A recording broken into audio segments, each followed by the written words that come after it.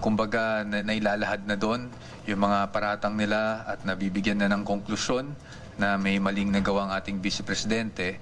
At sa pananaw ng defense, dapat yon ay kumbaga sa kanila pinapatunayan nila through their witnesses and not through statements. Kaya po we really recorded our objection to such statements at nagpapasalamat naman po tayo sa patience rin ni Representative De Lima at nagpapasalamat din tayo sa ating presiding officer at nakita naman niya yung point natin.